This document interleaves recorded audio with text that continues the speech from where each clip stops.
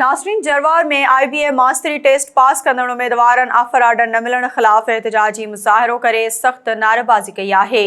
उन हवाले सां तफ़सील ॿुधाइण लाइ असां टेलीफोन लाइन ते मौजूद आहे SS न्यूज़ जो रिपोर्टर जावेद बोस्तार।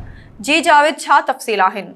जी अवांखे ॿुधाईंदो हलां त जरवार में IBA जे मास्तरी वारी टेस्ट में 33 खां 39 मार्कूं खणंदड़ उम्मीदवारनि सखावत फ़कीर बोज़दार, सरदार अली बोज़दार, प्याज़ हुसैन ऐं ॿियनि जे अॻुवाणी में उम्मीदवारनि जरवार प्रेस क्लब पहुची एहतिजाजी मुज़ाहिरो कयो। उम्मीदवारनि एहतिजाज कंदे चयो त तालीम खाते जे सेक्रेटरी तौरु मिनिस्टर पंहिंजे इलाइक़नि खे हार्ड एरिया ॼाणाए उन्हनि खे 33 ते पास कयो वियो ऐं ऑफर आर्डर जारी कया विया। उन्हनि वधीक चयो त कुझु ॾींहं अॻु तालीम जे मिनिस्टर पंहिंजे इलाइक़े में 32 मार्कूं खणंदड़ उम्मीदवारनि खे हिकु ग्रेस मार्क ॾेई पास करे नौकरियूं ॾिनियूं आहिनि। उम्मीदवारनि चयो त सिंध में हिकु निज़ाम हिकु पॉलिसी तहत सभिनी 33 प्लस मार्कूं हासिल कंदड़ उम्मीदवारनि खे ऑफर आर्डर जारी करे बेचैनी ख़त्म कई वञे। जी